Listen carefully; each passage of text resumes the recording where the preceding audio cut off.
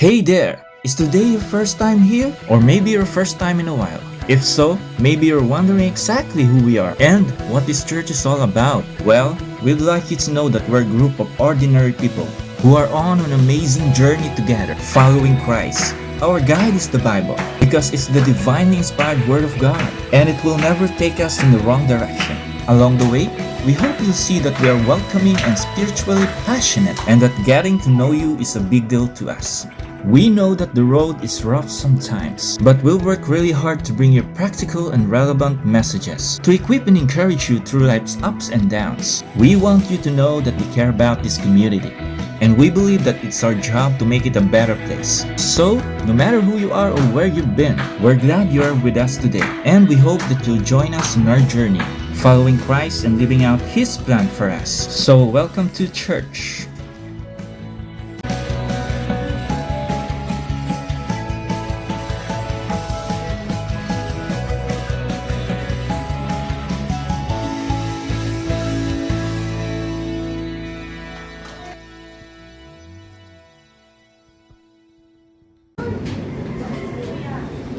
Ano po, magbabasa po ako ng verse, ano po, Ecclesiastes chapter 2. Ang verse po niya last week. I said to myself, come now, I will test you with your pleasure. So enjoy yourself. And behold, it was too manifold fitting. Second, I said up louder, it is madness and pleasure. What does it accomplish? I explored my mind, how it stimulated my body with wine while my mind was guiding me wisely, and how to take a hold and folly, until I could see what good there is for the sons of men, and under the heaven, the few years of their lives. I enlarged my works. I built houses for myself, and planted vineyards for myself. I made gardens and parks for myself, and I planted them all kinds of fruit trees. I made bands of male and female slaves, and I have made homeborn slaves. I also possess flocks and herds larger than all who preceded me in Jerusalem. Also, I collected for myself silver and gold, and the treasure of kings and provinces. I provide for myself male and female singers, and the pleasure of men, many concubines. Then I became great and increased more than all preceding me in Jerusalem. My wisdom also stood by me. Also, all that my eyes desired, I did not refuse them. I did not withhold my heart for any pleasure, for my heart was pleased because of all of my labor, and this was my reward for all of my labor. Thus, I consider my activities which my hands had done, and the labor which I had exerted, and behold, was vanity and striving after wind, and there was no profit under the sun. So I turned to consider wisdom, madness, and folly. For what will the man do who will come after the king, except what has already been done? And I saw that wisdom excels folly, as light excels darkness.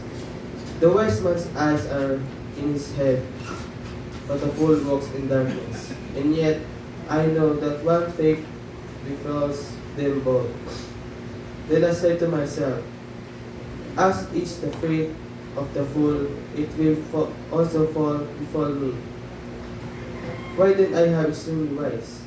So I said to myself, this is no vanity, for there is no lasting remembrance of the wise man as in the fool, insomuch as in the coming days all will be forgotten, and the wise man and the fool like a guide. So I hated life for the work which had been done under the sun, the great news to me, because everything is vanity and striving after wind. Thus I hated all the course of my labor for which I had labored under the sun. For I must leave it to the man who will come after me, and who knows whether he will be a wise man or a fool. Yet He will have control all the fruit in my labor, for which I have labored by acting wisely under the sun. This is true vanity. Therefore, I completely despaired of the all fruits of my labor, for which I had labored under the sun. When there's a man who has labored with wisdom, knowledge, and skill, still he gives his legacy to the one who has not labored with them. This is no vanity and great labor. For what does a man get in all his labor and is striving with which that he labors under the sun? Because all his days task and painful grievous, even at night in his mind does not rest. This is true vanity. There is nothing better for a man to eat and drink and tell himself that his labor is good. It is also have seen that it is from the hand of God. For who can eat and can have enjoyment without him? For the person who is good in his sight, he is giving wisdom and knowledge and joy, while to the sinner he has given task of gathering and collecting, so that he may give to one who is good in God's sight. This is true vanity, striving after him.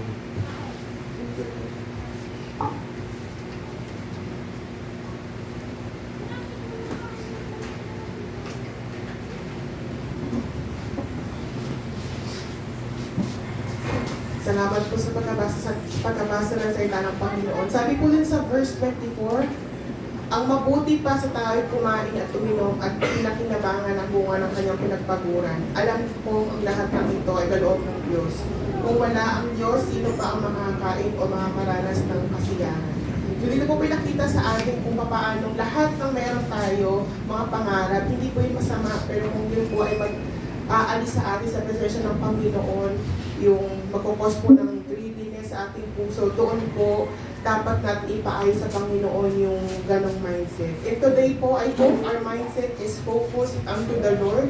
Marami po mga nangyari, marami po tayong naranasan, both personal at sa ating pamilya. Pero I hope po na tayo po ay makafocus sa pagpupuli sa Panginoon, acknowledging His presence po sa ating mga buhay.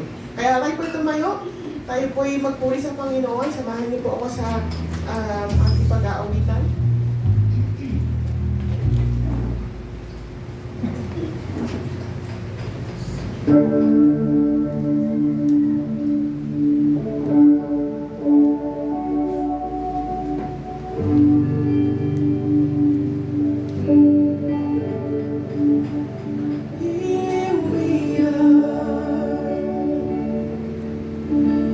Lifting our hands to you.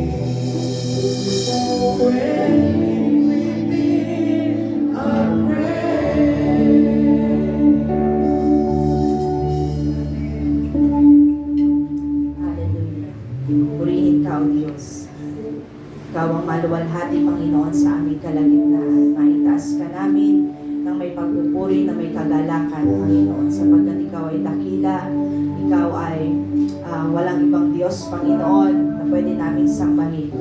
Purihin ka, aming Ama. Lord, dito ang dalangin ng aming puso, Panginoon, na maitaas ka sa aming kalagitnaan. Ikaw ang maparangalan, Panginoon. Salamat sapagkat Ikaw ang aming Diyos. Salamat po, Panginoon. Lord, ngayong umaga, hayaan mo po na amin pong ilapit ang aming mga puso sa iyo. Ano man ang hindi mo nakikita ang karapat-dapat, Panginoon, upang kami ay makapanambahan sa Espiritu at sa katotohanan. Aming Diyos, pinapalinis po namin ang aming mga puso. Hayaan mo po, Lord God, na punan mo, Panginoon, anumang pagkakamali ng aming mga puso, Panginoon. Patawarin mo kami, O Diyos.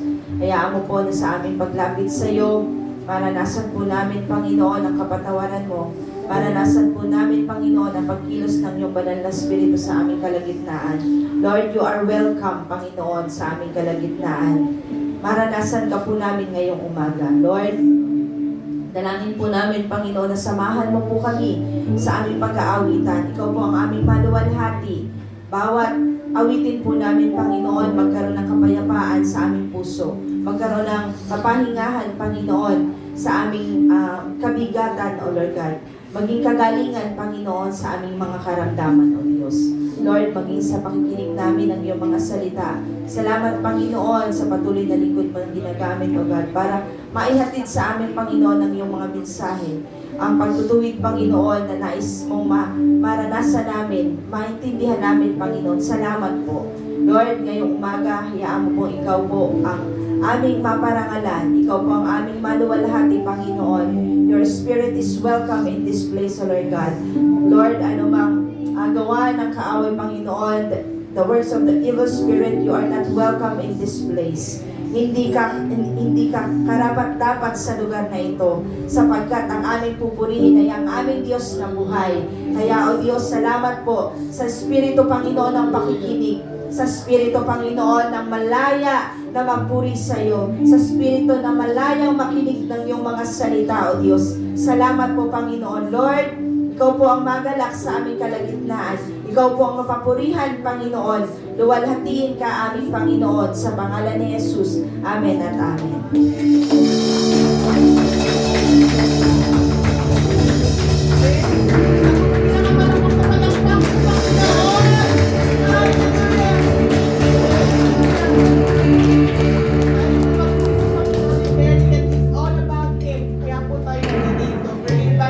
Lord, na para sa Panginoon. Amen? Tayo po magpuri sa Panginoon.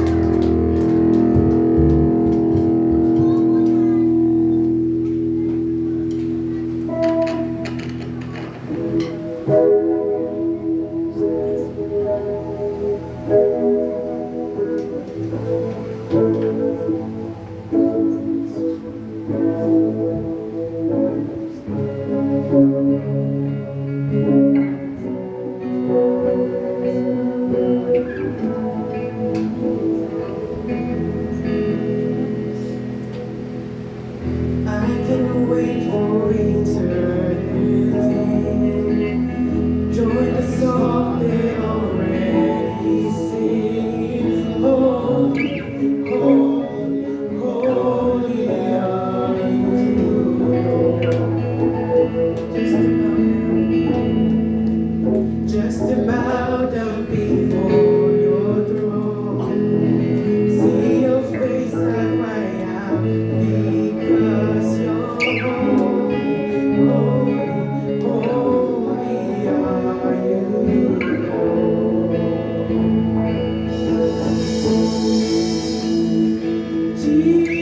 Jesus, King of Kings. Jesus, majesty.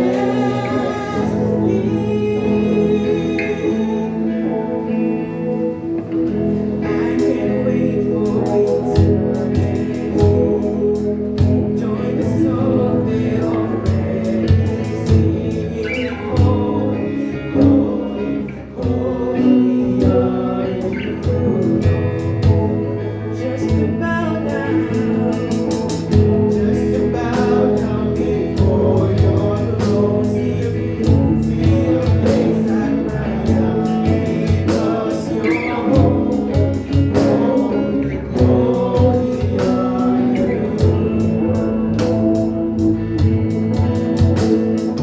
Jesus, King of Kings. Jesus, majesty. We sing Jesus, King of Kings.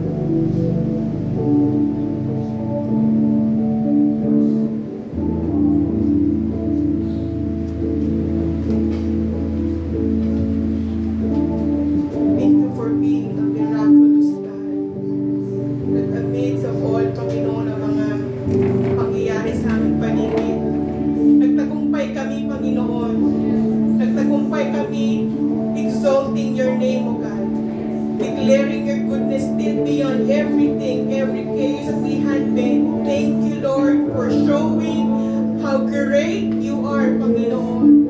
You are so wonderful, O God. You're so amazing sa aming mga buhay. Salamat, O Diyos, sapagkat pinananas mo sa amin yung kapayapaan ngayong umaga.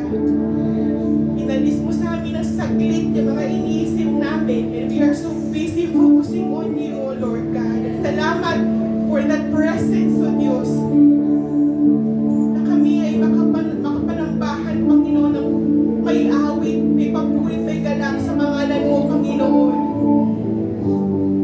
We defeated the evil, Panginoon, this morning. You are defeated, Satan, in this place. Hallelujah, Jesus. Thank you. kundi papuri, pasasalamat at pagluwalhati. For you deserve it, O God. Hallelujah.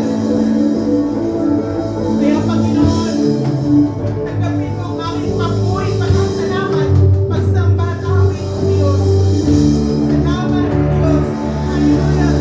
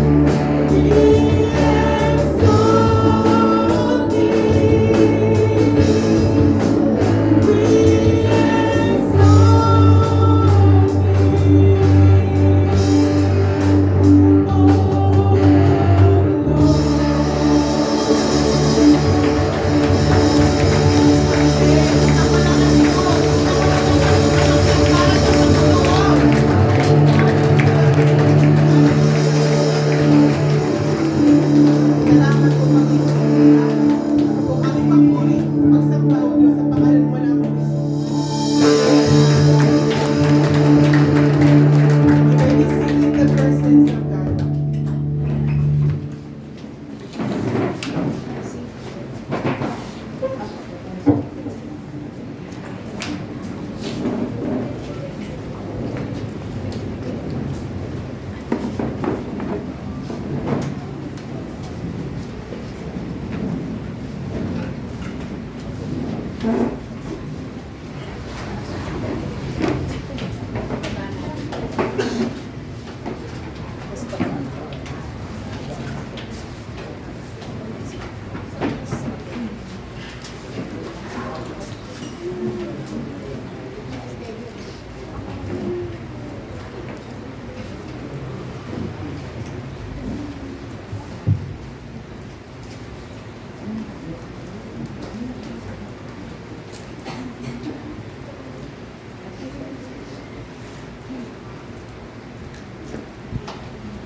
Good morning.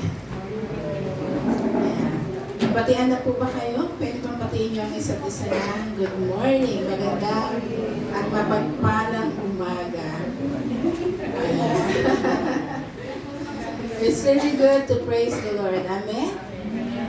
There's nothing, walang pwedeng i-replace sa presensya ng Lord sa anumang kagalakan sa mundong ito. Naalala ko noon, nung bago-bago pa lang ako nag-full time sa ministry, excited ako yung sumakay ng aeroplano, sumakay ng barko. And it really happened. I was in the national headquarters na noon. And there was an invitation dahil may Bible school sa Tanay at part ng PABATS conference ay in-invite po kami. So sinamahan ko si Ate Donna. Papunta doon sa Cebu ay naka-aeroplano kami. First. Then pagdating namin doon sa PABATS conference, then doon din na-confirm yung call ko talaga through the testimony ng President of PABATS. Nung pauwi kami, ang sinakyan namin di na aeroplano, kundi barko. Si Ate Donna, nung nandun kami sa aeroplano, siya yung parang tumitili, sa excitement. Kaya hindi ako masyado sa aeroplano pala. I found myself, noon ay yung ferry, yung super ferry, bago lang. Ang bango-bango ng lugar. And because may nag-sponsor sa trip namin, ang ganda-ganda talaga. Alam mo, doon naman ako tumitili. Mas prefer ko pala ang barko kaysa sa aeroplano. Si Ate Donna doon siya tumitili, para kaming mga bata that time. Pero alam nyo, syempre doon na kami sa Divisoria ba yun yung bandang North? Ano ba doon? Yung harbor? Di bumaba na kami. Di naliwalay na. Si Ate Donna babalik ng Taguig. Ako babalik ng national headquarters. sa Quezon City. Pag upo ko ng jeep, then I found something. I realized something. Saglit na kagalakan na pinaranas ng Lord. Pero ang tunay na kagalakan talaga, you can only find in Jesus. And that's my realization. And ang dami kong realization sa buhay noon na talagang walang papalit sa banal na presensya ng Diyos.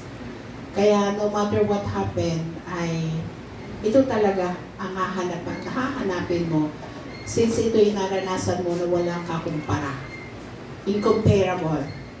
So, ngayong umaga, we are on our third week of our preaching series on Kingdom Revealed, the compassion, power, and glory of Christ. Per Sunday ay si Pastor Asin ang narinig natin, and it's about compassion revealed.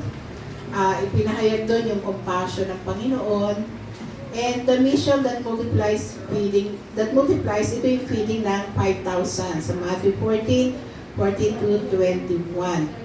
Na yung compassion ng Panginoon ay doon siya gumawa ng himala, ano? Yung himala na mula sa ilang fish yun, 2 at loaves of bread. Ilan nga ba yung loaves of bread? 5 ba? 5, tapos 3 yung fish, 2 lang. Then, nakikita natin, it feeds more than 5,000.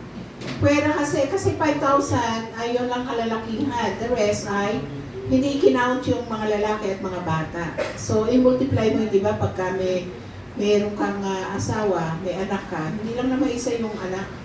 So, it multiplies. And after that, meron silang natipon pa na 12 basket full pa rin ng pagkain. At the fact, makikita natin yung compassion ng Panginoon na ito ay hindi lang niya minimit ang mga spiritual na bagay, but even yung mga physical needs ng tao. Na ito rin dapat yung sumaatin. And makikita natin kung hindi binigay ng bata yung kanyang pagkain, hindi ito dadami. So kaya nga, whatever in your hands, even ito yung maliliit na bagay, pag ito ay binigay mo kay Jesus, it multiplies. Kaya huwag niyo sabihin, ito lang kaya ko, kakarampot. Pero once binigay natin sa hand ng Panginoon, this will really serve the kingdom. Amen? Kaya lang ang kailangan talaga we have that compassion. And ito rin yung bagay na tayo ay partner ng Lord. We are His hands, we are His feet. So, makikita po natin yun. Napakahalaga. Napakahalaga po nun, ano? So, yung second Sunday, Pastor Jaco, it's about Luke 7:11-15, power revealed. The mission that brings life. Ito naman yung pag-raise ng widow's son. So, kita natin na the previous the passage ay hinil ng Panginoon yung servant ng centurion. Nag-request, nag-plead para pagalingin yung servant ng centurion, and that centurion is very powerful people. Pagdating dito sa text ng 11-15, chapter 7 ng Luke, kita natin she's just a simple widow. Kung saan patay na yung asawa niya, tapos namatay pa yung kanyang anak, isa-isang anak. So, nung papasok ng 9 si Jesus, kasama niya yung mga disciples at marami pang mga kasamahan that time, yun ang tumabad sa kanya. And Jesus has compassion doon sa widow. Out of many people, He singled out the widow. Hindi nag-plead yung widow, remember? Hindi siya nag-ask. Binigay ni Jesus yung kailangan niya that very moment, that compassion. Kaya makita natin, power revealed, yung kapangyarihan niya. Siya po'y tunay na tao, tunay din siyang Diyos. Hindi nawala ang pagka-Diyos niya. But His compassion moved Him to really minister doon sa widow. Kaya makikita natin na dito na binuhay niya yung patay at ibinigay ito sa babaeng balot. So that's Jesus. His power over death brings resurrection hope. So the mission that we have as response is to embody and proclaim this life-giving hope to the hopeless and broken. Kaya the Lord used His mouth to speak forth, rise up, young man. Kaya yung mga mouth natin, we need to speak life, not judgment, not curse. Amen? Napakahalaga nito.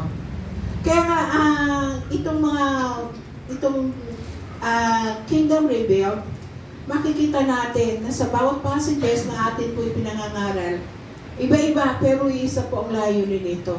And that is, na maipahayag natin kung ano ang kaharian ng Panginoon. So this morning is about glory revealed, the mission that points to Christ, and it's about the transfiguration.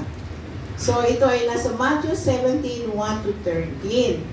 Okay, but then, bago natin basahin yan, ay pwede bang nabuksan natin ang mga Biblia natin sa Matthew 16? Matthew 16, para maunawaan po natin ang passage natin ngayon. Matthew 16, 21 onwards. Okay. Okay, so nandoon na po ba? Wala kasi akong nilagay dyan, pero ito yung context ng ating passage ngayong umaga, which I want you to know so you will appreciate yung ginawang transfiguration ni Jesus. Okay, verse 21, Matthew 16:21. Mula noon ay ipinaalam na ni Jesus sa kanyang mga alagad ang mangyayari sa kanya. Sinabi niya, dapat akong magtungo sa Jerusalem at magdanas ng maraming hirap sa kamay ng mga pinuno ng bayan, mga punong pari at mga tagapagturo ng kautusan. Ako'y papatayin, ngunit sa ikatlong araw ako'y muling mabubuhay. Dinala siya ni Pedro sa isang tabi at pinagsabihan, Panginoon, huwag nawang itulot ng Diyos, kailanman hindi yan mangyayari sa iyo.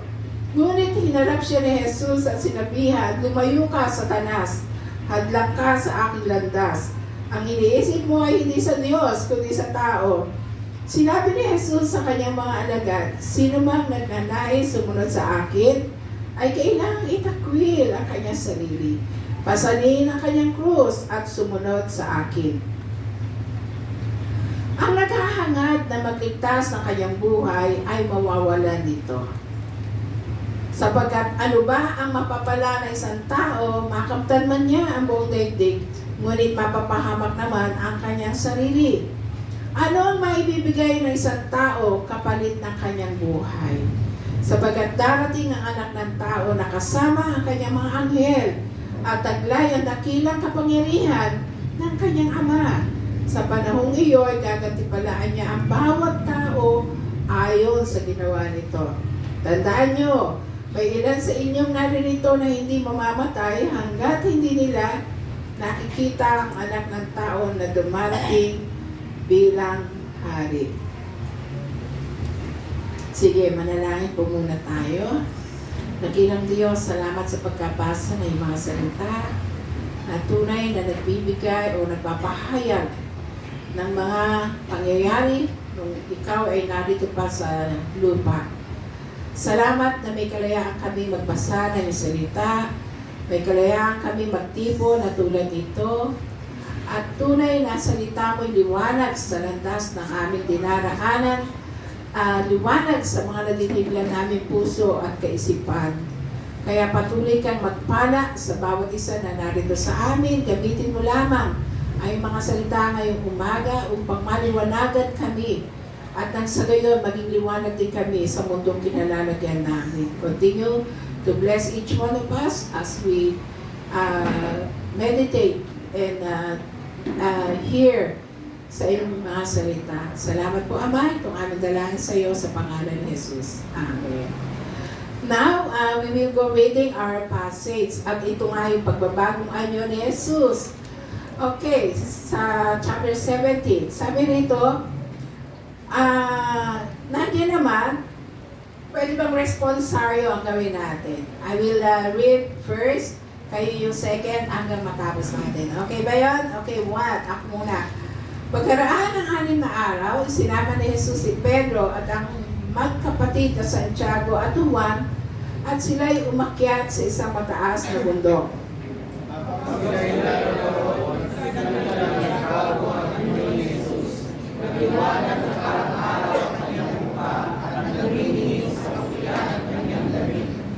At nakita ng 3 alagad sina Moses at Elias na nakikipag-usap kay Jesus.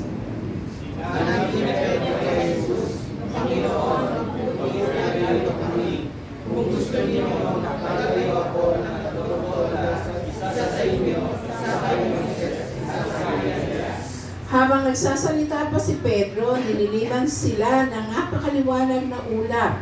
Mula rito'y may tinig na nagsabi, "Ito ang minamahal kong anak, na lubos kong kinalulugdan, pakinggan niyo siya."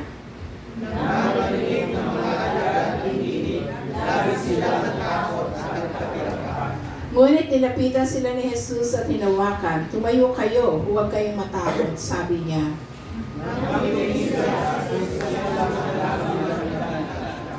Habang sila'y bumababa sa bundok, iniutos sa kanila ni Jesus, "Huwag niyong sasabihin kanino man ang tungkol sa pangitain hanggat hindi muling nabubuhay ang anak ng tao." Then, kayo.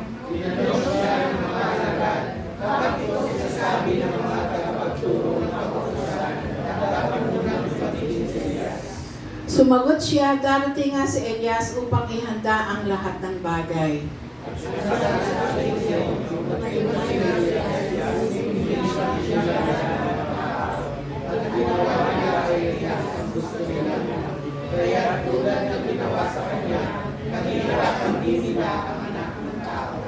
Lahat tayo, 13.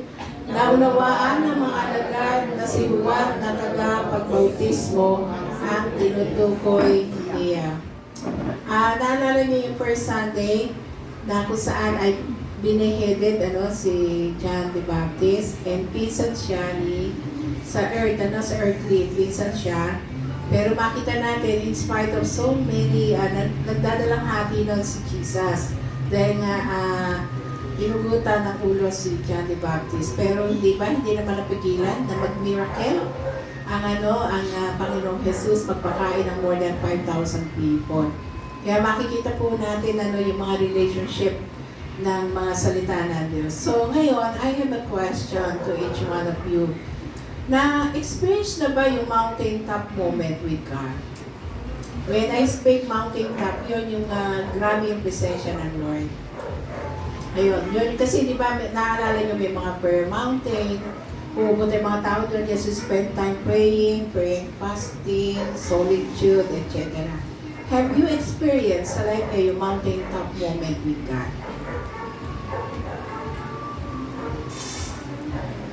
Naalala niyo yung sa Old Testament, sino yung kasama ni Lord, si Moses? Tapos nasa baba naman ng bundok, sino yun? Sino yung alalay ni Sino yung alalay ni Moses? Joshua! Joshua! Oo? Parang hindi mga Bible schooler mga ito. Si Joshua, hindi ba siya pumalit kay siya yung mentee he was chosen by God as well. Okay.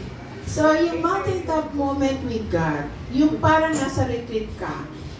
After ba ng family camp natin, naka-high kayo?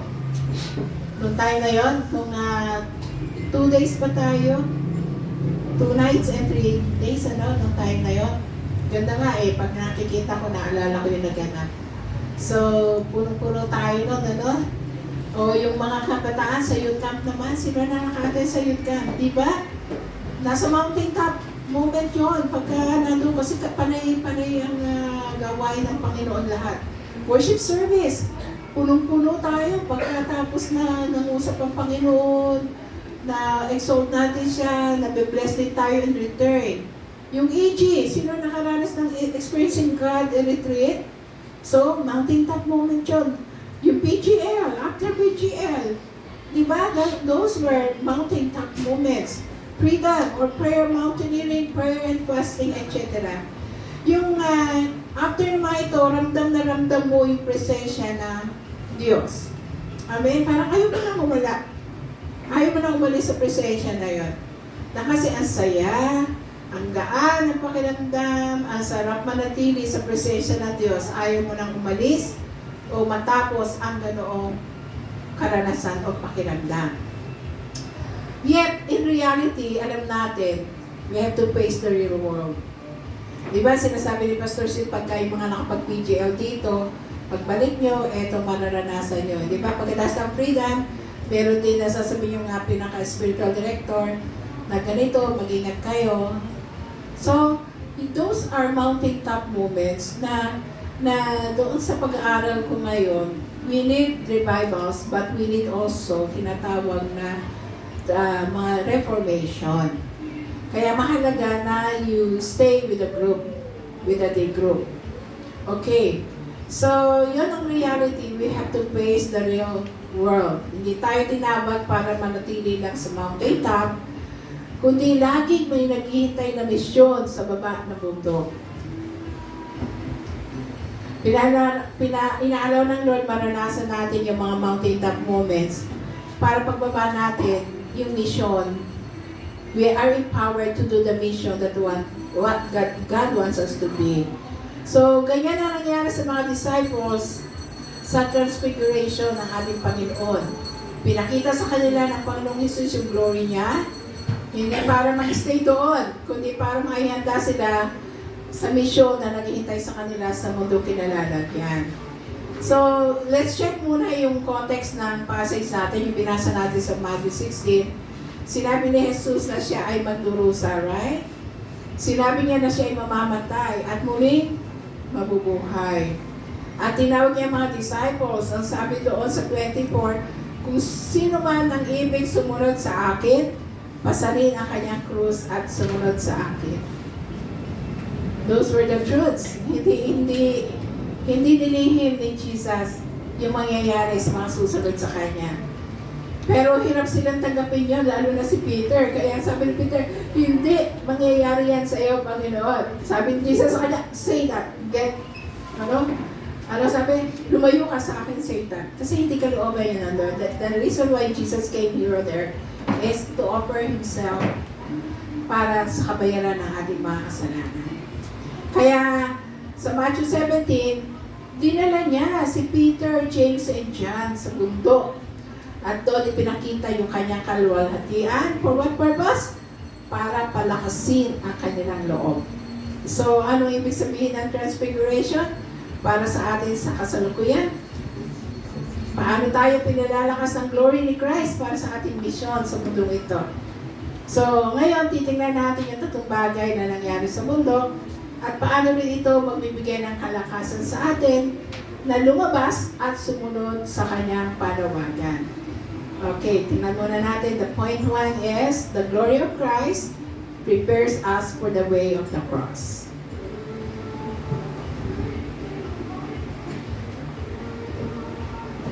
The glory of Christ prepares us for the way of the cross. Pagkaraan ng anin mga araw, sinama na Jesus si Pedro at ang magkapatid na Santiago at Juan at sila yung makiyan sa isang mataas na bundok. And by the way, galing pala ako ng Seoul, Korea. Galing ako ng Busan. And while in Busan, I was able to ride the bullet train. And yung pinakamataas na bundok, na makikita mo yung buong Busan, ay naakyat namin. Sila, naglakad. Ako ay nakasakay sa car. Kasi may daan, pero yung bus hindi pwede pumasok doon kasi makitid lang ang daan. Kaya sila 15-minute walk from the parking area. Pero ako hanggang doon, naka-wheelchair pa ako. Pero pagdating sa top, grabe, ganda. Nakapunta na kayo sa mall, di ba merong mga nakasalamin doon ng mga buildings? Ano ba tawag doon? Perspective ba yun? Yung alam niyo, ang ganda-ganda ng nila. Nasa very orderly yung mga buildings ng Busan. And when I was there, I kept, sabi ko, hindi ko mapigil yung sarili ko na makita yung goodness, the glory of the Lord in Busan, na nangarap ako para sa Pilipinas. Sabi ko, sana may ganito rin ang Philippines ang mangyari. Napakaganda po. Kaya I was on that mountain, pinakamataas. At naalala ko yung preaching nga ngayong umaga. Ngayon, nung umakyat na sila sa isang mataas na bundok, habang sila ay naroon, what happened? Nakita nilang nagbago yung anyo ni Jesus. Ito yung transfiguration. Nagliwanag na parang araw ang kanyang mukha at naglingning sa kaputian ng kanyang damit. At nakita natin kung alagad sina Moses at Elias na nakikipag-usap kay Jesus. So, tingnan natin ulit, i-recall natin yung kwento. Habang nasa bundok sila, nagbago yung anyo ni Jesus. Yung mukha niya nagliwanag katulad ng araw. Yung damit niya naging kasing liwanag ng ilaw, ng liwanag as white. Nakita nila si Moses at si Elijah. Moses representing the law. Tama? Moses representing the law. Sa kanya binigay yung 10 commandments. While Elijah representing the prophets. Diba? Si Elijah. At parehong nagtuturo kay Jesus yung the law of the prophets, the law of Moses representing the law, Elijah representing the prophets. Sila parehas ay nagtuturo kay Jesus bilang fulfillment ng lahat ng plano ng Diyos sa New Testament. Remember, bago ito sinabi ni Jesus, bago ito sinabi na ni Jesus na siya mamamatay, siya magdurusa. So, pero nakakatakot lang, ang nakakalungkot lang ay yung mga disciples, yung reaction nila, lalo na kay Peter. Kaya this time, in order for these three, yung core ni Jesus, binigyan sila ni Jesus ng glimpse ng kanyang kalwalhatian. Para alam nila na beyond the cross ay may resurrection glory. Ayun. Kaya nga, makikita natin na sa New Testament, hindi maikukumpara yung glory na naghihintay sa atin sa pagdurusa na mararanasan natin sa mundong ito. So, what's the principle behind this? God gives us glimpses of His glory to strengthen us for the trials and mission ahead. Kaya mga kapatid, always stay in the presence of the Lord. Kasi hindi nyo continue yung walk nyo with Christ kung hindi nyo nararanasan yung kanyang kalwalhatian at presensya. May babalikan ka. I recall, I have so many moments with God nung hindi pa ako nasa full-time ministry. Sa bangko pa ako noon, I have several times, early morning, gigising ako, magdi-devotion ako, aawit ako, tapos, magbasa ng salita ng Diyos. After that, mananalangin ako in response to the Word. And I really experienced the presence of God in my life consistently ng mga panahon na yun. Kaya hindi ko akalain sa araw, ako pala mag-full time sa ministry. Para lang ito ba, yung nangyari doon, yung transfiguration sa mundo, para itong movie trailer. Kanina, parang movie trailer din yun ng church na. Yung movie trailer, kapag nakita mo yung trailer, di ba may mga movie trailer tayo pagka pinopromote, ano? Pag nakita mo yung trailer, uy, panunuorin ko yan, di ba? Kasi, nai-excite ka na doon sa ano kaya mangyayari, ano yung itsura ng full movie. So, that's how they do it. So, yung Transfiguration was a trailer of Jesus' future glory. Para alam na ng disciples na kahit may suffering, may victory sa dulo. Sabi ni Covey, begin with the end in mind. Si Stephen Covey, begin with the end in mind. Ano ang ibig sabihin nun? Dapat kita muna yung dulo para makapagsimula ka ng walk. You know the end before you go the first step. Amen? Nagigets niyo po ba? So, marami, hindi nila pinag-iisipan yun. Marami Kristyano, hindi pala isip. Para emosyon. Dinidiktahan ng emosyon, ng pakiramdam. Kaya tuloy, yung kaisipan, nawawala ang direction. Di ba? Sabi, renewing our mind, daily, renewing our minds.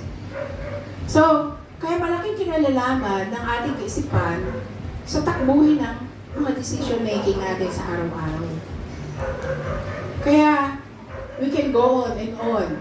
Pero kung kayo ay hanggang dito lang sa emotion, wala kayong mararating. Kaya we need to read the Word of God so that we know what's ahead of us. We know the promises of God. Napakahalaga nun. Kaya, yung Transfiguration na ito ay ito yung trailer ng future glory ng Panginoon. At tingnan nyo, anong resulta after na umakyat sa langit si Jesus? Ano resulta? They turned the world upside down. Yan ang sabi sa Book of Acts. Ang daming nag-martyrs, almost. The 12 disciples ay na-martyr. Bakit nila inalay? For the cause of kingdom, yung kanilang buhay. Because they know the future, the glory of the future. Amen? Kaya napakahalaga po nun. Kaya ang dami sa atin, hanggang parang ang ating faith hanggang dito lang sa mundo. We're not of this kingdom. Are you aware of that? We're not of this kingdom.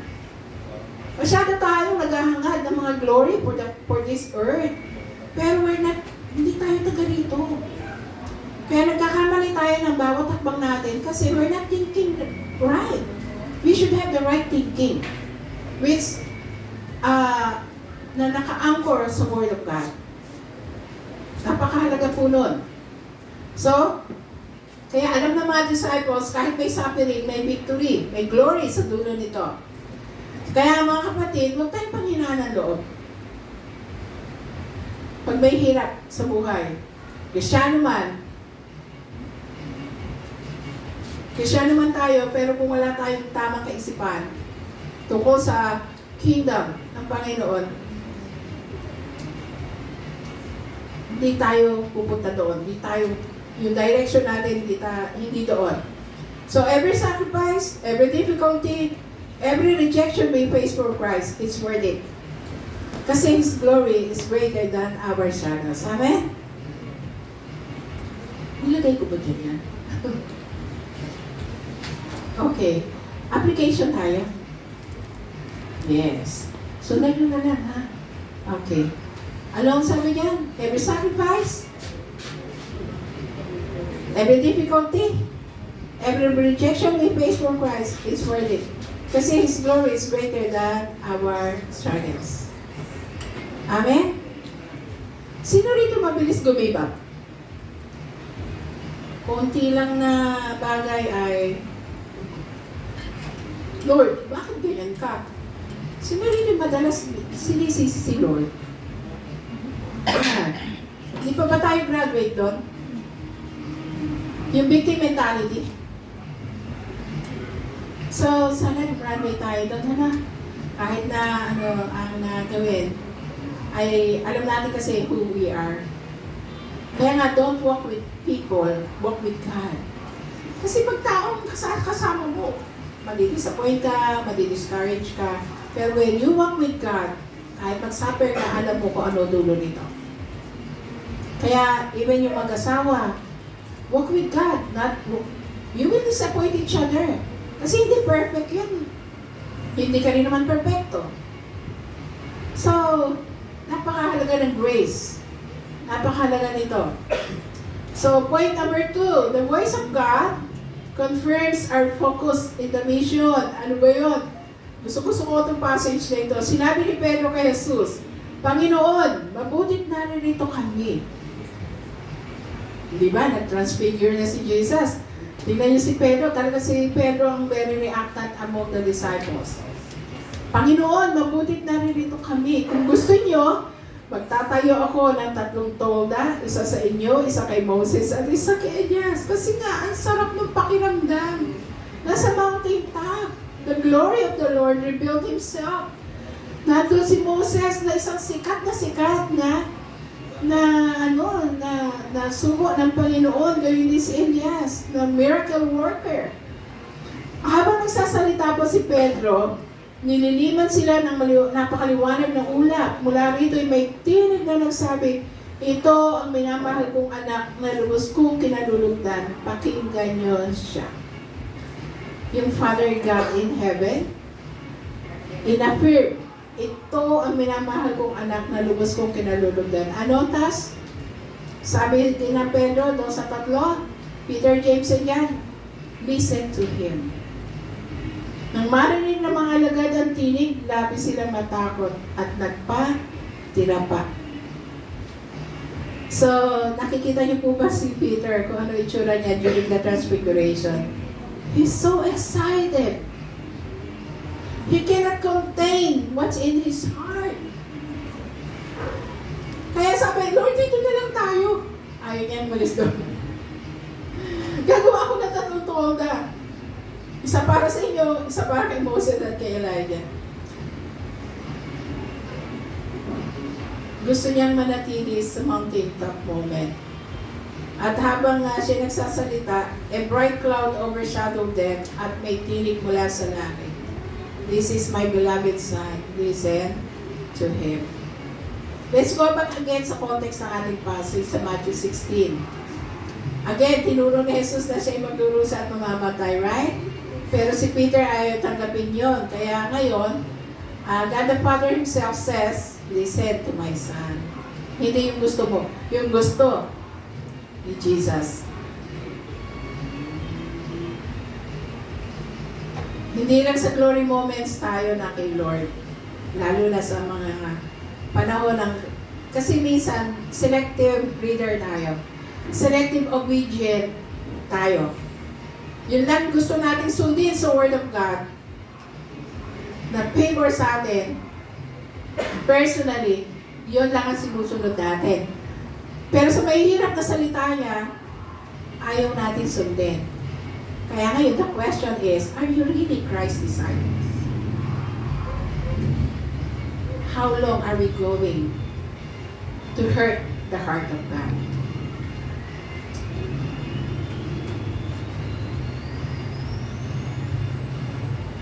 Matitigas pa rin ba tayo? Yung ulo natin hanggang sa ngayon? Selective disciple, selective ba ang ating pagsunod sa Lord? Binigay na nga ni Lord yung lahat-lahat sa Kanya kanyang anak. Tapos tayo, katiting na bagay, hindi natin maibigay. Even nga yung buhay mo kay Lord yan. Ano ba yung meron ka na wala, na hindi mula sa Lord? Ba't pinagdadamutan natin ng Lord? Kaya nga, hanggang di natin nasusurrender ang ating mga buhay sa Lord, di rin natin masusurrender pa yung mga nasa bagay-bagay natin sa buhay. Listen to my son.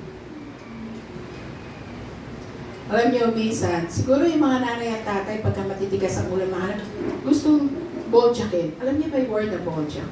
Suntokin. Buti si Lord hindi ganun. Pero hindi nyo alam, tumitigas ang puso natin. Kaya we keep on that path of disobedience. Kaya hindi natin nagagawa ang kalooban ng Lord kasi matigas ulo natin. Gusto lang natin yung magagandang bagay. How about yung mapapait na bagay, hindi ba natin kukunin mula sa Lord? How long are we going to be in that position? So, kaya the principle here, the mission begins when we listen and obey Jesus, even when it is uncomfortable or costly. How much so far have we given to Jesus?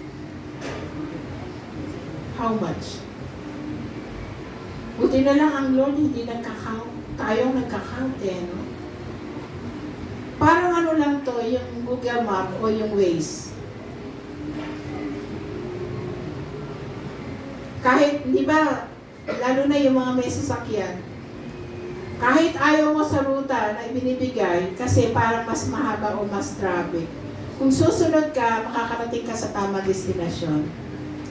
Ganon din, kahit minsan mahirap tanggapin yung command ng Panginoon, like deny yourself, take up your cross, yun ang daan sa tunay na misyon.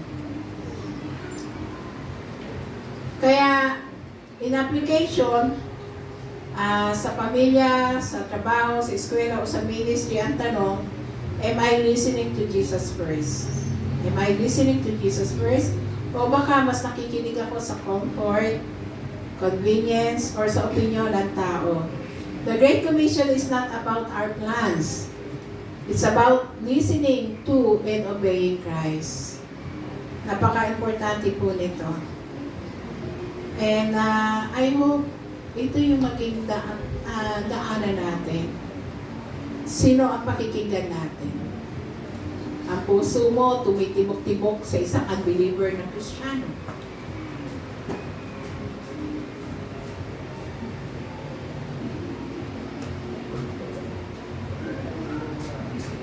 Hindi natin maibigay yung 10 bahagi ng mga natatanggap natin.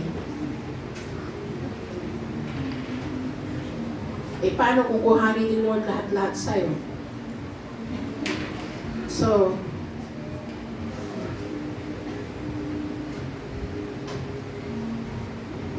ang sabi ng Lord, ito ang aking minamahal na anak, ano? Listen to my son. This is my beloved son, listen to him. Kaya mga kapatid, napaka-importante po. So,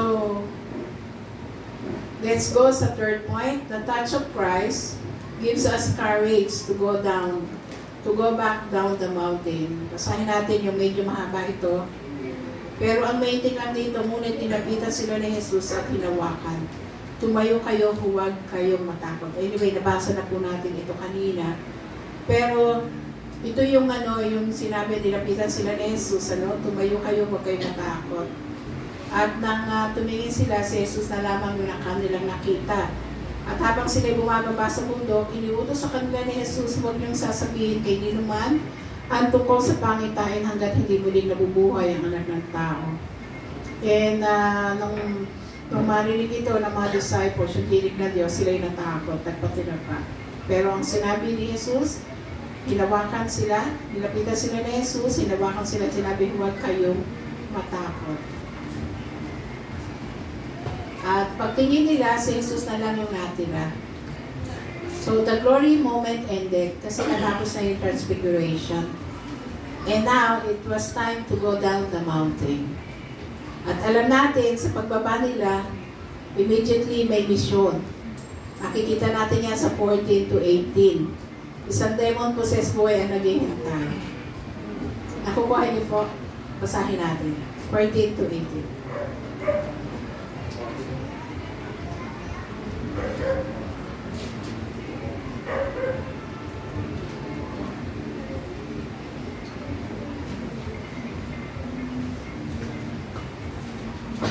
Pwede isa ang bumasa, hindi ko ma-scroll yung akin. Sa 17, 14 to 18.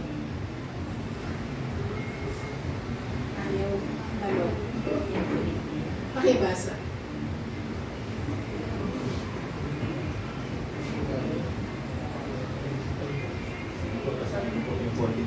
Okay.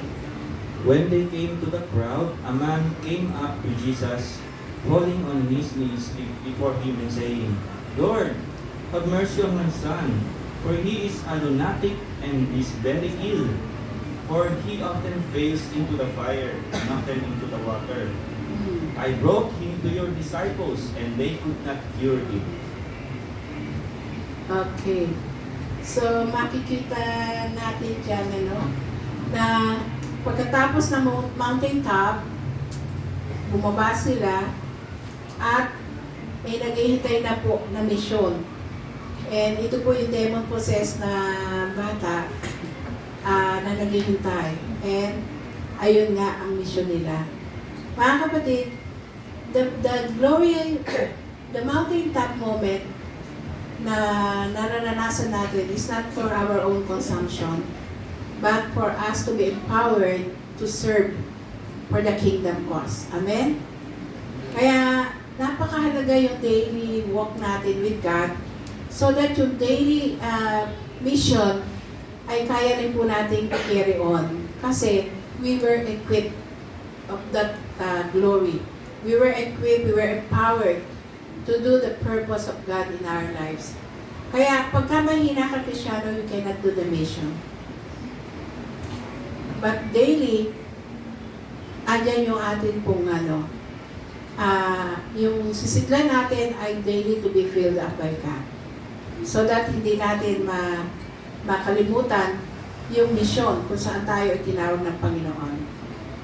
So, para lang po, parang yung principle dito, Jesus' presence and touch give us courage to face the valleys of mission. Alam niyo, nung pumunta kami ng Korea, alam kasi nila, Pastor Shell, na kami mga pastor, kasama yung mga asa-asawa nila, we need to be refreshed. We need to be empowered again. Kaya balance po ang ginagawa niya every time naroon kami ay naka-stay kami sa isang magandang hotel na talaga yung pagkain every morning ay sagana at masarap. At masarap na higaan, aircon, everything. The reality, every time ako yung uuwi, kita ko yung reality, alam niya nung mga pumunta sa akin, itsura ng kwarto ko. Minsan nga, tulungan niyo ako, naayusin ko yung kwarto ko. So, the reality, di ba, bababa ka. Then, syempre, kakain kayo sa mga restaurant ng mga high-ends. Talaga naman na super, Kita niyo si Pastor Miguel, hindi niya makontain talaga yung kanyang mga post. Sila Pastor Junito, ako hindi mahilig magpipicture kasi, kaya nakikiride lang ako sa kanila. So, the reality, pagbalik namin dito, ito na yung sarili mong kwarto, na talagang punabuluran, kung ano-ano. Pero, pinararanas ito ng Lord sa'yo for you to be refreshed, to be encouraged, to be strengthened. Para sa ganang pagbalik, meron kang lakas. Para humarap na naman sa hamon ng ministeryo. And we feel the love ng IGM. Binigyan kami ng allowance para makapag-shopping. Ay, nako. Kaya talagang yung mga moments na yun, we feel the love, we feel the encouragement of the IGM family. Kaya makikita nyo na pagbalik dito, refresh ka, may panibago kang na naman na pagtanaw sa ministeryo. So, ganun po ang buhay. Kaya, we need each other. We need to encourage one another. So, the call, ang tawag ng Lord sa atin is to love each other, to carry each one's burden, to pray for one another, hindi to curse, hindi to critique each other. There's power in the word. Yung nakalipas na preaching ko, yun nga yung pinag si Pastor Checo, sa Speak Life. Binigyan ko yan ng day, Speak Life. Sabi, young man, rise up. Maraming nangangailangan ng encouragement. Speak Life. Diba ate, pag sinabi ko, uy, ang ganda-ganda mo ngayon. Ano pakiramdam? Diba, sarap? Kaya sabi, uy, ang pangit mo. Ano pakiramdam? Oh. This is God's kingdom. Giving hope to the hopeless. Kaya, yung presence and touch na nararanasan kay Jesus, kaya alam niyo, yung mga bitter person, walang lalabas sa bibig nila. Bitter din. And we ought to have mercy on them. Hindi ko mo itong ginawa niya sa'yo, ganito rin ang gagawin mo. That's improper of the Christian walk with Christ. Even nga yung enemy, ano sabi ni Lord? Mahalin mo. How much more dito sa body ng ministry ng Panginoon? Amen? So, every day is a choice. Every moment is a choice. There is power in the Word. Kaya, hayaan nyo ang salita ng Diyos ang mag-guide sa atin, ang mag-rule sa atin. So, Jesus' presence and touch give us courage to face the valleys of mission. Para lang itong isang bata na takot tumawid sa kalsada. Hindi ba yung mga anak nyo, no? Tinuturuan nyo, takot sila. Pero once hinawakan mo ang kamay ng batang yan, nagkakaroon siya ng tapang na tumawid. Alam niya na secured siya. Ganyan din tayo. Hindi dahil tayo malakas, kundi dahil kasama natin si Jesus. Amen? The only thing why I stay in the ministry, because I know Jesus is with me. Sa sarili ko, tagal ko lang umalis. Ano mapapala ako sa ministry kung personal ko lang ang tatanungin? Samantalang ang ganda-ganda ng trabaho ko. Magiging boss ako doon, bawat utusan ko, susunod lang. Dito, ang hirap magpasunod. Criticism pa ang tatanggapin mo. Nakigets nyo? Pero dahil sa Lord, we will never outgive God. We will never outgive God. Give your life to Jesus. And you will receive life. So that's our call. Tandaan nyo yan. Kaya dapat itong katuparan, kahit maliit yan, magmahalan tayo lahat. Kahit may palpak tayo sa isa't isa. Okay lang yan. Basta ang kailangan lang pag ikaw ay nadapa, bangon. May pag-asa lagi kay Jesus. Yun lang tayo. Let's speak life. Let's speak life. Tsaka give the benefit of the doubt lagi. Kung may palpak mo yan, pwede mo kausapin yung tao. Bakit mo ito nasabi? Mga bagay na kailangan natin matutunan. Kaya mission is not about staying in worship highs. It's about bringing Jesus to hurting people sa baba ng bundok. Kaya nga mga kapatid, after every Sunday service, retreat, or answered prayer, tandaan natin, God is sending us back into our families, workplaces, campuses, and communities. The light we saw in Christ must now shine through us. Alam niyo ba kung sino ang dapat ma-benefit? Ito, family natin.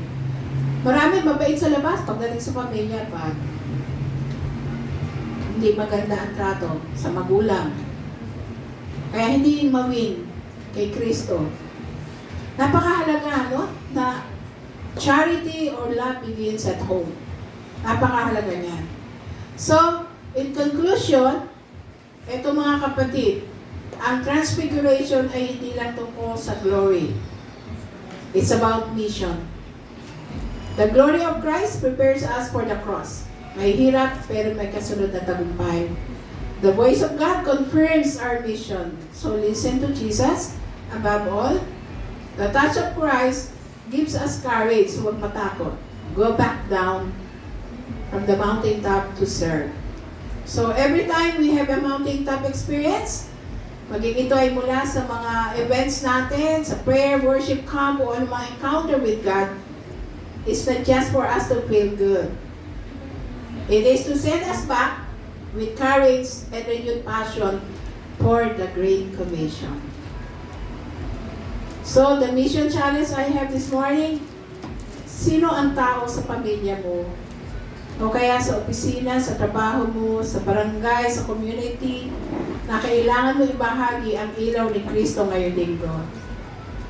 So, don't keep the glory to yourself. Lead them or point them to Jesus. Amen? Amen. Tayo manalangin. Salamat o Diyos sa salita mo ngayong umaga. It's really good to behold your glory, to behold the wondrous picture of the transfigurations. Lord, thank you for allowing us to experience the mountaintop moments of our lives. Kaya, yung mga karanasan na ito namin sa'yo, we don't want to miss. Kaya once kami ay natatry, napapagod, almost giving up, ito yung ibinabalik ng Banal na Espiritu sa amin. Kaya laging desire namin to go on the prayer mountain, to attend mga retreats, to relax, to be in solitude, for us to be refreshed, for us na mapalakas muli ang aming relationship with you. Para sa ganon, we can continue with our walk with you with our service to you, with the ministry that we have, O God. Salamat na hindi mo kami iniiwan, hindi mo kami pinababayaan. Ayaw mo rin kaming manatili sa bitterness ng buhay. Sa kahinaan, ayaw mo kaming manatili. Kaya may paraan ka para ipakita mo sa amin kung sino ka. Na ikaw ang Diyos. Ikaw ang anak ng Diyos na makapangyarihan sa lahat, mapagmahal, mapagkalinga. Kaya tulungan mo rin kami maging katulad dito, Panginoon. Nang sa gayon, talaga, Lord, na yung misyon ng buhay namin, O God, ay to reach out for others na wala pa doon sa sheepfold mo. Madami kami kapitbahay, madami kami kaopisina, madami kami ibig sa loob ng aming pamilya na nangangailangan ng touch mo. Lord, may we be your hands, may we be your feet, may we be your lips, O Lord God, na talagang umabot sa kanila. Nang sa gayon, Lord God, yung kaluwalhatian mo ang magsa-shine forth whenever we step in. Light shown, darkness dispelled, Lord God, nawawala yung kadiliman at ang liwanag ang siyang naroon dahil sa aming mga buhay. Kaya sa umagang ito, pagpalain mo yung mga salitang ito sa aming puso, nawa ay patuloy na talagang maging paalala sa amin ito lahat, Lord God, so that in return, Lord, ay maluwalhati ka namin. Mabigyan ka namin ng kapurihan sa pamagitan ng buhay ng bawat isa sa amin. Salamat sa iyo, Lord. All the praises, all the glory, all the thanksgiving, ikaw lang ang may karapatan at deserving nito, Lord God. Salamat kung aming dalangin sa pangalan ni Jesus. Amen. Amen.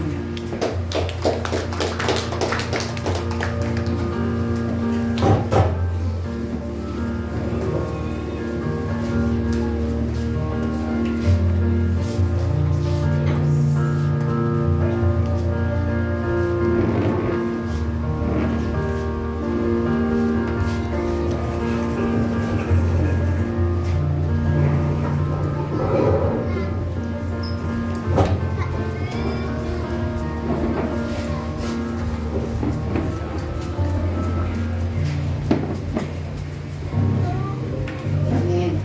Ngayon po ay tumako tayo sa pagbibigay.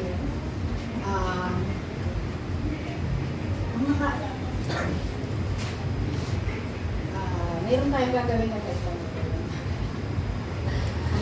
Kanina, isip ako, ano ba? Kasi gusto ko ako pagka ako ang mag-pray ng offering, gusto ko sinasabi sa akin mga ilang araw. Para na kapag ako ng verse na ang macro. So, kanina ko rin lang nalaman. Tapos, Sunday gano'n din. Kanina, paano ko rin lang nalaman. So, hindi ako nakakapag. So, nalala kay Pastor Asik na, ano ba ang share na? Sinabihan niya ako. Pero, may sinabi si Pastor Anina, ito na lang. Yan lang. Hindi ko na yung binigay niya sa akin verse. Yung dalawang isda at 4 at 5 tinapay, eh, biglang dumali na tayo. Meron ako din, biglang naalala ko sa kanta yun. Kanina ko rin lang na little becomes much if you place it in the master's hand. Yun, di ba? So, sa umagang ito, napapansin kasi. Pasensya nyo, pero ako kasi, sabi ko ng last Sunday, yung pagbibigay is, part ng ating pagsamba. Ngayon, ako personally, wala namang trabaho. Pero, hindi naman nawawala ng wallet ko. Hindi kontento ang linggo ko nang wala akong nailalagay diyan. Minsan may time na, pero hindi mo na ako magbigay ngayon. Pero hindi kaya eh. Talagang, lilibigay ako. Natutuwa ako kasi isa ako sa treasurer. Nakikita ko may mga batang nagbabalot ng kanila. Mga bata, nakakatuwa. Kasi sinasanay na ng mga magulang na nandiyan nagbibigay. Meron naman, napapansin ko lang ha. Napapansin ko lang. pagpasensya niyo ako. Kasi gusto kong pagbalain tayo lahat. Kasi kung magiging ganun tayo sa Proverbs, sabi doon, ang pumukot na kamay, lalong pinagtitira. At ang kamay naman, ay lalong pinagpa. So, ganun. So, napansin ko, ang mga nanay natin, walang mga trabaho to. Sa bahay na lang to. Pero pansin nyo, nanay palagi ang nandiyan tumatay. Mga youth natin, yung mga trabaho yan. Binilig lang pala ako ng lobby ko. Ayaw ko yung lobby. Pero, nakakatuwa lang kasi, hindi ko dyan isang nanay na hindi talaga nawawala na. Nauubos na ang mga pap ng notebook niya. Palagi yan nakababa. So, nakakatuwa. Ngayon, ang sa akin, kung titignan yung mga wallet niya ang umaga, kailangan yan. So, sabi ng iba siguro, ay, wala mag-contest kasi wala ng trabaho. Pero hindi daw yung mga wala na, sa pagkainan, laging may soft drinks, minsan yung may soft drinks, may mga sabi. Pero ngayong umagang ito, yung ibibili natin na soft drinks, mag-sacrifice natin, huwag muna tayo mag-soft drinks. A little becomes much if you place it and the masses. So kahit maliit yan, ipagkatiwala natin sa kamay ng Panginoon. Tingnan natin, siguro sa next Sunday Pastoral, ano tayo, magpapatestimony tayo. O nagbigay na yung pambili niya ng soft drink, pinilagay na sa basket. Nagkulang ba kayo? Mag-ano tayo sa linggo? Kung nagkulang ba, ano ninyo, nung hindi kayo, nung nagbigay kayo, nagkulang ba? So kahit maliit na bagay yan, mariyawan yan. Kung yan lang talaga, yan sa ano. Pero kung mas, yung nasa puso, ang sarap ang iramdam yung talaga. Yun nga, sabi ko personally, ako, hindi ko kaya talaga, nawala ako. Minsan inisip ko na, kasi wala pa ako, dumarating na. Pero, hindi naman mo ano sa mga lalanin natin yung lagi. Dalit man ang bagay yan, pagpalipan, wala natin sa kami ng Panginoon, hindi ka pagkukulang.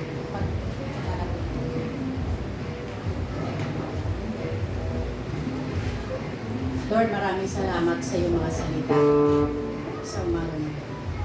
Tunay nga po, Lord, na ang iyong mga salita, minsan, Lord, masakit, pero ito ay gamot, Panginoon, sa aming kaluluwa.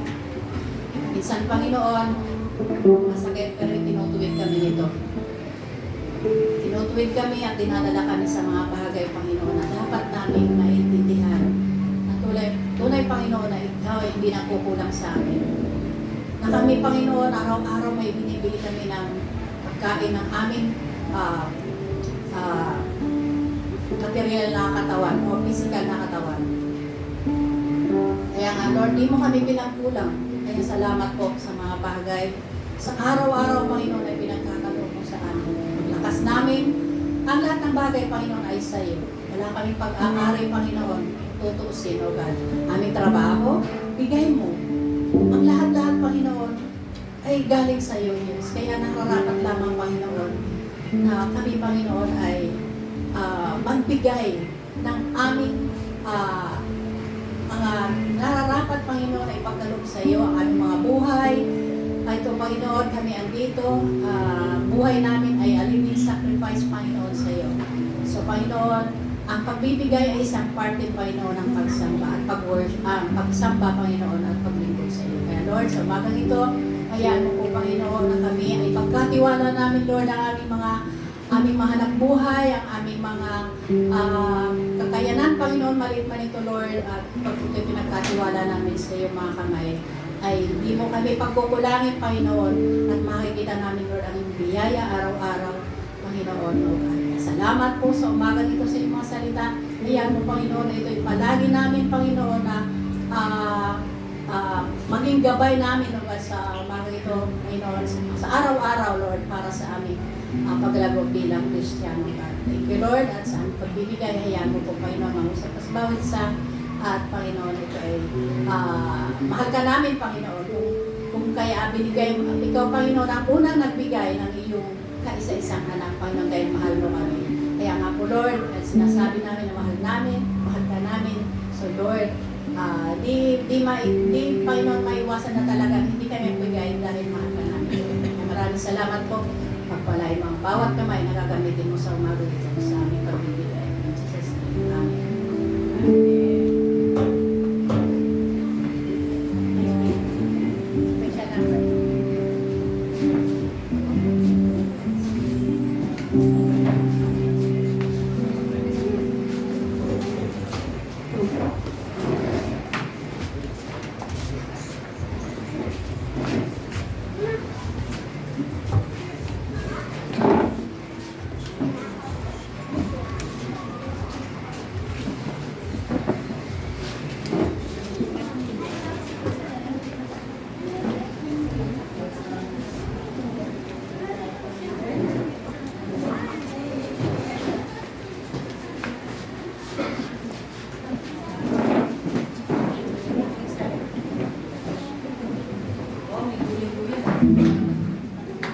Kakakantin ko ay Lord, I lift your name on high. Tapos may Ilocano version po siya.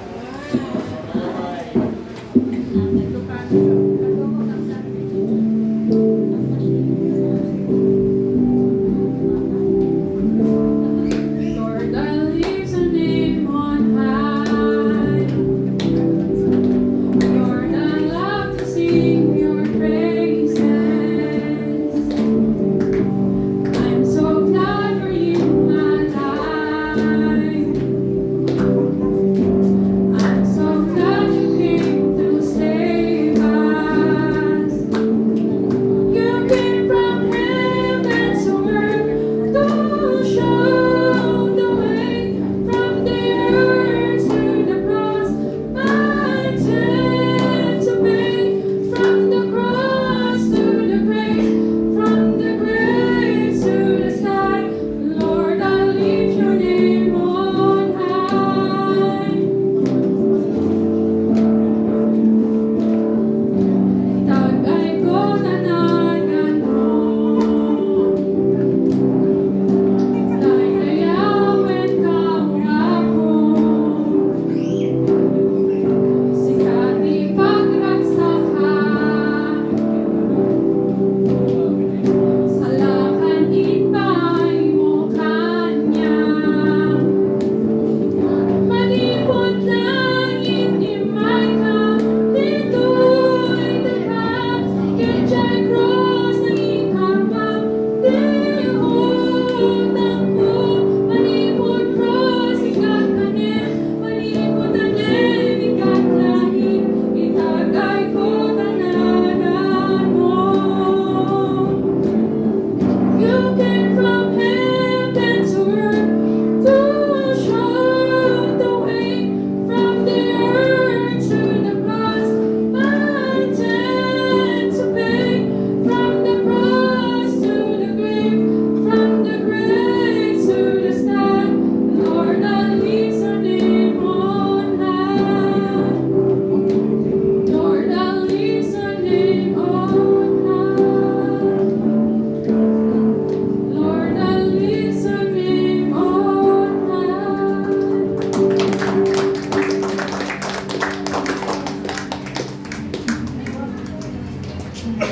Wala ko nga, mga Ilocano, kami, sinasalit ko, mga Bicolano dyan. Saling ko ha, ganyan. Pamicolano dyan.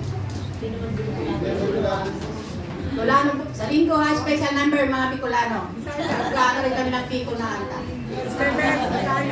Ha? Susunod din, susunod. Di mawawala na yan, mga special number. Yan tayo mawawala ng special number, Pastor Dex. Magsasalis tayo. Isang ko lang ni Ika. Sunod. Saya. Turot. Nag-iba pa ba? Meron ka? Meron kayo mag-asawa, Turot. Sa niya. Sa linggo special number ang mga Eli. Isip ka na lang.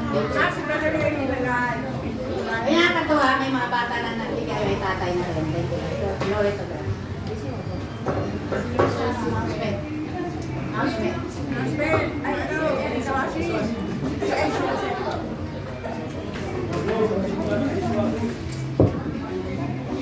Thank you po, Sis Erica. Lumalabas ng pagiging bilingual. So for the announcement po, tuloy pa rin po ang paggawa ng dishwashing. Wala po makakapigil. So nakakatuwa po na nagiging na siya. Habang may logo na po, magugulat po kayo. So nakakatuwa po na na siya, na kumbaga na gagawa na siya, hindi na siya plano lang. Yung next naman po is yung garage sale. Opo, pag-uusapan po kung saan yung place na lang. Pero yun po, in the works po. And bakal po. Yung alkansya po, for our trip naman po yan. So lahat naman po ito may purpose. Hindi po siya, alam niyo na, hindi po siya business lang na walang patutunguhan. And honest naman po, from the start naman po sinabi namin na kung ano yung purpose niya, which is yung for the betterment ng ating praise team. Kasi marami pong plano ang ating music team na para po mas maging maganda yung flow ng program natin during praise and worship. So ayan po, to God be the glory. Sana po, ayan pa. PGL po pala this coming October, end of the week po. So may mga ini-invite pa po tayo na maging candidate. Meron po tayong 4 na sa staff. Sana po yung candidate is 5 na po pala. Yung candidate po sana madagdagan pa kasi as of now, si Trina po yata ang final na. And si Dazer. So ayan, tinatawagan ko po si Pastor Jeco to close us in. Sige po, kahit kung lahat ay tumayo para focus ko sa panalangin. Manalangin tayo. Dakilang Diyos, nagpapasalamat po kami, Panginoon, sa umagang ito. Na yung glory mo, Panginoon, yung kapangyarihan mo, maging yung compassion mo, Panginoon, ay patuloy, Panginoon, na pinapakita mo sa bawat isa sa amin, Panginoon. And Lord, we thank you for that, Panginoon. Dahil lagi kang nariyan sa aming mga buhay, Panginoon. Ano man o Diyos, ang mga situation na nararanasan namin, Panginoon. Personally, sa ministry, Panginoon, at sa ang area ng aming buhay. Lord, salamat po. Dahil napaka-gracious niyo, Panginoon. Ang pag-ibig niyo lagi, Panginoon, ay laging nag-uumakaw sa amin, Panginoon. Lord, hayaan mo, Diyos, na yung mga salita mo ito, Panginoon, ay mag-reflect sa aming mga buhay, Panginoon. Hayaan mo, Diyos, na we speak life, Panginoon. Nang sa gayon, O Diyos, ay maka-attract kami, Panginoon, ng Lord, ng genuine disciple, Panginoon, na palalaguin, Panginoon, to know you more, Panginoon, at magamit sa iyong kaharian, Panginoon. Salamat po, Panginoon. Tulungan mo kami, Panginoon, na maging salt and light, Panginoon, sa aming mga trabaho, kung saan kami naroon, Panginoon, sa aming family, Panginoon, at sa lahat, Panginoon, ng area na aming buhay. Patuloy, Panginoon, na managana ang presensya mo sa bawat isa sa amin, at lagi, Panginoon, na ang glory ay sa iyo lamang, Panginoon, nararapat, Panginoon. Salamat po sa umagang ito. Salamat po sa salita na patuloy na buhay, Panginoon, at lagi, Panginoon, nananatiling gabay sa aming lakarin sa buhay na ito, Panginoon. Lord God, sa aming pansamantalang paghiwalay, baon-baon namin, Panginoon, ang pag-iingat ng iyong banal na presensya sa aming buhay, Panginoon, at iyong mga salita, Panginoon, na mananatiling guidance, Panginoon, sa aming mga step, Panginoon, sa pananampalataya sa iyo. Salamat po, magwalhati po kayo. Ito po ang aming dalangin sa pangalan ni Jesus. Amen. Amen. Sige po, magdamayan po tayo.